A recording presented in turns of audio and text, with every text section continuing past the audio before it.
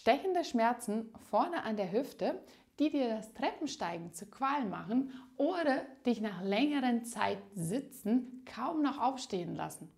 Und dann noch dieses wiederkehrenden Schnappen in der Hüfte bei Bewegungen. Das sind klassische Anzeichen für ein Ellipsoas-Syndrom, eine oft übersehende, aber gut behandelbare Ursache für Leistenschmerzen. Ich zeige dir heute, worauf du achten solltest und ein gezieltes Übungsprogramm, das dir helfen kann, deine Schmerzen zu lindern. Der Ellipsoas ist eigentlich ein Muskelkomplex aus zwei Muskeln, dem Psoas major und den Iliacus.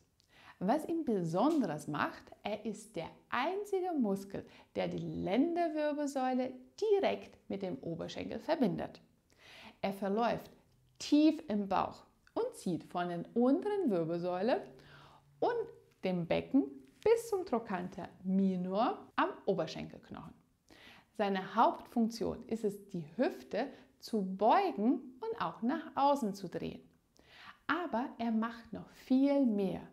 Er hilft uns beim Gehen, beim Aufstehen, beim Sitzen, beim Tragen von Lasten und sorgt dafür, dass der untere Rücken und das Becken stabil bleiben. Weil der Ellipsoas ständig aktiv ist und an viele unterschiedlichen Bewegungen steuert, kann er schnell überlastet oder gereizt werden. Auch nach Operationen an der Hüfte oder bei bestimmten Erkrankungen, wie zum Beispiel Arthritis, kann es zu Problemen kommen. So entsteht oft durch Überlastung das Ellipsoas-Syndrom. Es handelt sich hier um eine schmerzhafte Reizung oder Entzündung vom Muskel, Sehne und die Schleimbeutel. Besonders gefährdet sind Sportler wie zum Beispiel Tänzer, Läufer oder Fußballer, aber auch Menschen, die chronische Hüftprobleme haben. Die Diagnose ist oft schwierig, weil die Beschwerden anderer Hüftprobleme sehr ähneln. Ein wichtiger Hinweis ist so die genaue Beschreibung von den Schmerzen. Die Schmerzen treten vorne an der Hüfte auf, besonders beim Beugen, beim tiefen Beugen der Hüfte, beim Sitzen oder beim Aufstehen und auch bei dem Treppensteigen. Es gibt ein hörbar oder ein spürbares Schnappen, wenn man die Hüfte oder das Bein nach innen oder nach außen dreht. Und die Schmerzen verstärken sich, wenn man das versucht, das Bein Richtung Brustkorb und nach außen zu drehen. Häufig ist auch die Beweglichkeit von der Lendenwirbelsäule und vom Becken eingeschränkt. Wenn diese Symptome zutreffen, ist die Wahrscheinlichkeit für ein Ellipsoas-Syndrom relativ hoch. Wenn du dich jetzt in diesen Symptomen wiedererkennst, dann ist es wichtig, aktiv zu werden, bevor die Beschwerden chronisch werden oder dich weiter im Alltag einschränken. Ich zeige dir jetzt ein gezieltes Übungsprogramm, mit dem du deine Hüfte entlasten kannst, Schmerzen linderst und den Ellipsoas Schritt für Schritt wieder im Gleichgewicht bringen kannst. Und wenn du jemanden kennst, der ständig Beschwerden vorne an der Hüfte hat und kaum noch das Bein heben kannst, dann schick ihm dieses Video weiter. Bin mir sicher, die Übungen können eine gute Linderung der Beschwerden bringen. Wer ein Ellipsoas-Syndrom hat, hat häufig sehr starke Schmerzen. Deswegen ist es wichtig, dass du die Übungen dosiert durchführst. Du kannst schon ein Ziehen oder eine Anstrengung spüren, aber überreizt das Ganze nicht, um das alles noch schlimmer zu machen. Die erste Übung, um etwas Spannung auf die Sehne zu bringen und gleichzeitig die Muskulatur entspannen, ist eine einfache Dehnung. Dafür solltest du das betroffene Bein auf den Stuhl drauf platzieren und jetzt mit der gesunden Seite machst du einen Schritt vorwärts. Das Ziel ist, dass deine Hüfte in eine Streckungsposition kommt. Die hintere Seite ist ja das, was du dehnen willst. Als nächstes, und das ist ein ganz wichtiger Punkt bei dieser Übung, solltest du versuchen, Schambein nach oben Richtung Brustkorb zu bringen. Durch dieses Beckenkippenbewegung bringst du die Ansatzstelle von den Ellipsoas an der Lendenwirbelsäule in eine vergünstigte Position für die Sehne vorne. Nun in dieser Position, dein Gewicht ist auf das vordere Bein, bringst du die Hüfte so weit nach vorne, bis du in der Hüfte eine leichte Dehnung spürst. So stark wie möglich, aber ohne zu überreizen. Du solltest in der Lage sein, 45 Sekunden in dieser Position zu bleiben. Was ich sehr häufig sehe bei meinen Patienten, ist, dass sie eine Drehbewegung machen. Und das wäre nicht so optimal. Bleibe mit dem Rumpf nach vorne zeigend. Die Hüfte ist in eine Extension, in eine Streckungsposition. Becken gekippt, Schambein Richtung Brustkorb und dann den gesamten Rumpf vorwärts bringen. 45 Sekunden in der Position bleiben, Spannung wieder lösen für ein paar Sekunden und das Ganze wiederholst du dann 3 Mal. Dehnung ist eine gute Möglichkeit, um die ersten Schmerzen etwas zu lindern und gleichzeitig mehr Bewegung reinzubekommen. Aber stark wird deine Sehne davon nicht. Und dafür ist dann diese nächste Übung. Dafür brauchst du so eine Schaumrolle. Du kannst auch einen Yoga-Block nutzen oder ein sehr eng zusammengerolltes Handtuch. Du solltest dich auf dem Rücken hinlegen und die Rolle unterhalb von deinem Kreuz platzieren. Dein Gesäß soll auf die Rolle drauf sein. Achte darauf, dass die Rolle nicht zu weit nach oben Richtung Lendenwirbelsäule platziert ist.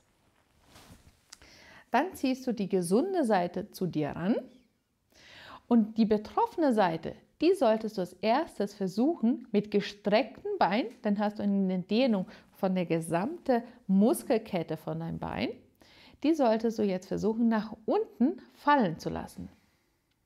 Bleib in dieser Position nur für ein paar Sekunden und dann beginnt erstmal die Übung. Lasse dein Knie komplett durchgestreckt und dann versuche, das Bein vom Boden hochzuheben. Nur, dass dein Gewicht komplett vom Boden hochgehoben wird, das Gewicht vom Bein. Und auch hier ist es wichtig, dass du zuerst Schambein Richtung Brustkorb bringst, damit deine Lendenwirbelsäule nicht in Hohlkreuz fällt.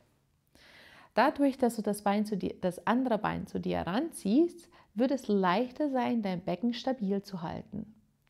Also Bein zu dir ran, Schambein Richtung Brustkorb, dass du nicht in Hohlkreuz fällst und dann hebst du das gestreckte Bein vom Boden hoch.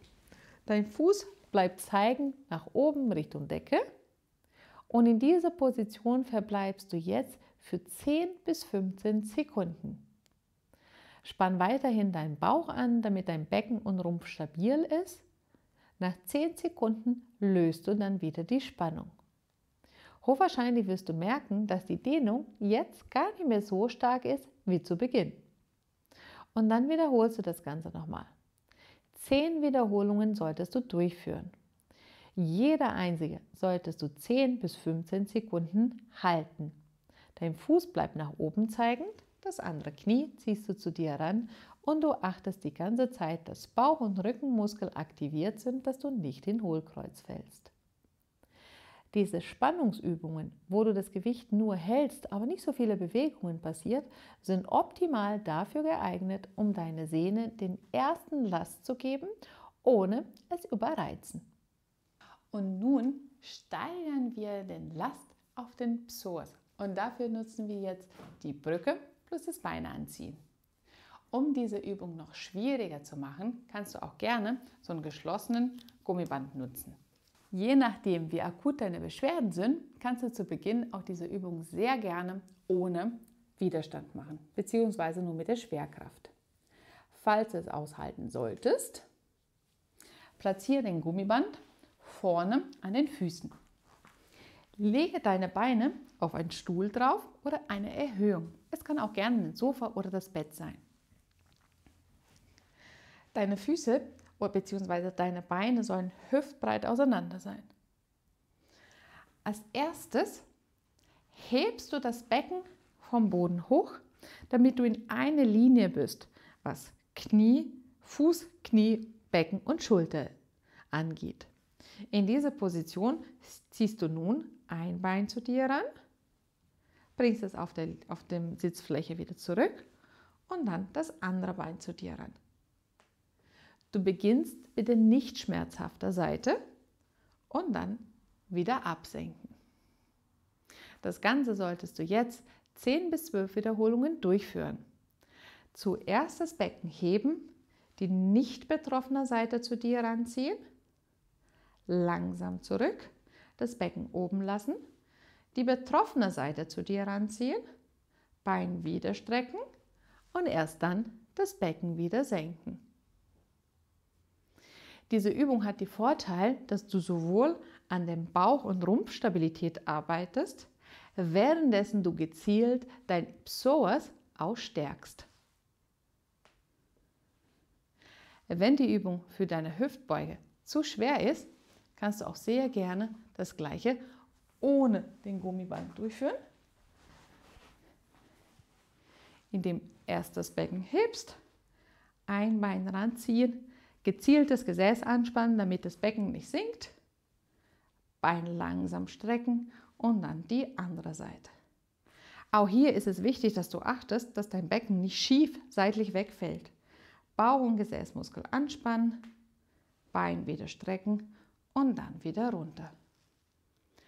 3 Serien von 10 bis 12 Wiederholungen solltest du durchführen können.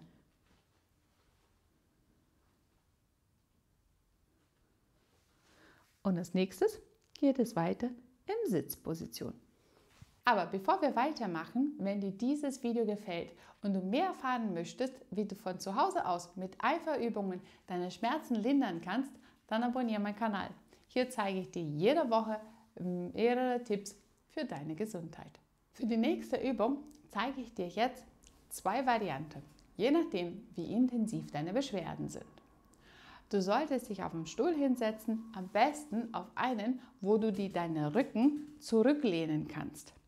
Indem du die Hüfte in weniger als 90 Grad Beugung bringst, hast du eine bessere Position bzw. eine entlastende Position für die Psoassehne. Also lehn deinen Rücken nach hinten an, lass deine Hüfte etwas mehr gestreckt und jetzt solltest du die betroffene Seite heben und gleichzeitig nach außen führen. Genau diese Kombibewegung, wofür der Psoas, der Iliopsoas, zuständig ist. Dagegen wirst du aber jetzt mit der anderen Seite deine Hand bringen. Das heißt, die gegenübere Seite wirst du jetzt einen Widerstand geben und du versuchst dein Bein nach oben und nach außen zu bewegen. Bleibe in dieser Position für ungefähr 3 Sekunden und löse es wieder ab. Rumpf nach hinten, heb das Bein, dreh sie nach außen, drück stark dagegen mit deiner Hand, halte die Spannung für ungefähr 3 Sekunden und lass es dann wieder los. Du wirst eine eindeutige Spannung an der Hüfte spüren können. Vergesse aber nicht, das Bein etwas nach außen zu drehen, dass du diese beiden Komponenten von dem Muskel hast. Das wäre jetzt die leichtere Variante.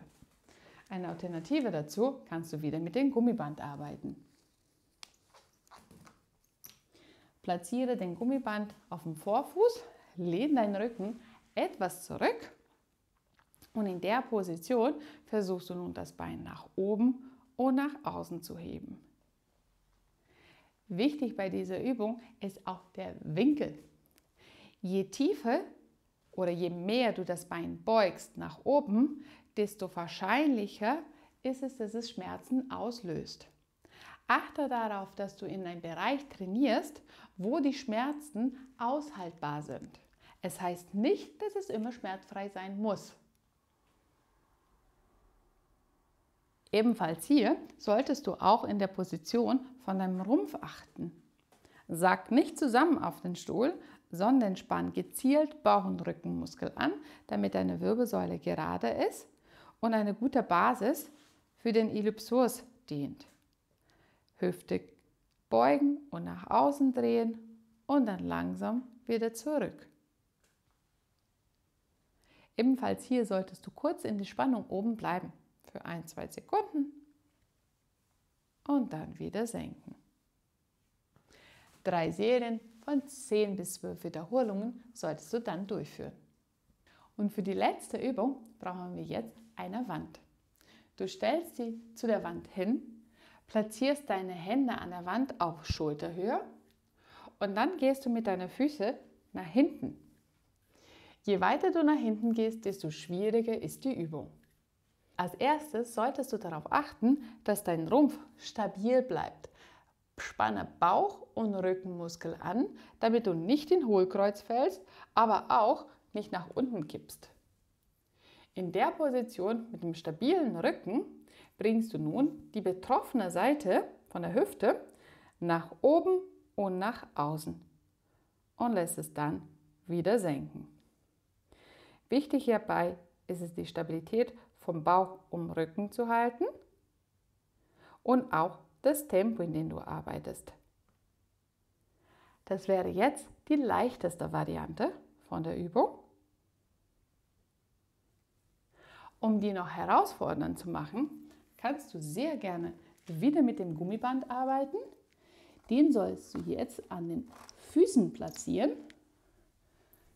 Wieder mit dem Stütz an der Wand dran. Dein Rumpf bleibt stabil und dann bringst du die Hüfte nach oben und nach außen und langsam wieder zurück. Nach oben und nach außen. Je nach Stärke von dem Band solltest du jetzt im Bereich von 12 bis 15 Wiederholungen durchführen und das Ganze für 2 bis 3 Serien lang. Wichtig ist auch zwischen den Übungen genug Erholungszeiten einzuplanen. Das heißt mindestens 45 Sekunden bis 1 Minute Pause. Die dritte Alternative, um die Übung noch schwieriger zu machen, wäre, indem du jetzt Gewichtsmanschetten an den Fersen, an den Sprunggelenk fixierst und dann das Gleiche mit Gewicht durchführst. Bei Sehnenbeschwerden ist es wichtig, dass man die Muskulatur einen bestimmten Input gibt durch den Training, aber am nächsten Tag solltest du dir etwas mehr Erholung gönnen. Das Training solltest du 2 bis 3 Mal in der Woche durchführen und dann immer zwischendurch Tage zur Erholung. Bei der Ellipsoas-Syndrom sind auch ein paar Tipps für den Alltag extrem wichtig, um deine Schmerzen zu lindern und deine Sehne die Entlastung zu geben, die sie braucht, um wieder zu heilen. Diese Tipps sind zum Beispiel: Im Alltag solltest du die Sitzfläche aussuchen, wo die Hüfte höher ist als deine Knie. 90-Grad-Stellung von Hüfte um Rumpf wäre schon etwas zu viel. Am besten ist dann, wenn die Beine etwas tiefer sind. Wenn du keine Sitzfläche hast, wo du die Beine tiefer halten kannst, dann versuche deinen Rumpf so weit nach hinten zu lehnen, damit du ebenfalls mehr als 90 Grad Beugung in der Hüfte hast. Dazu können noch einfache Maßnahmen abends, wie zum Beispiel ein kleines Kältepack in dem Bereich von der Leiste, dir auch helfen, deine Schmerzen zu lindern. Ebenfalls solltest du darauf achten, nicht zu lange Zeit in einer Position zu bleiben, wo die Sehne eingequetscht bzw. in eine verkürzte Position gebracht wird. Wenn du im Sitzen arbeitest, versuche immer wieder Pausen einzubauen, in denen du aufstehst und deine Hüfte auch etwas strecken kannst. Kurzfristig kann es sinnvoll sein, auf Aktivitäten wie Treppensteigen oder vermehrten Drehbewegungen der Hüfte, wie zum Beispiel das Tanzen, zu vermeiden. Das Ganze solltest du, wenn möglich, 4 bis 6 Wochen einbauen, damit deine Sehne sich erholen kann und gleichzeitig durch das Training sorgst du dafür, dass sie wieder stark und belastbar wird. Ich hoffe, dieses Video hat dir gefallen. Ich danke dir fürs Zuschauen und wir sehen uns wieder beim nächsten Video. Ciao!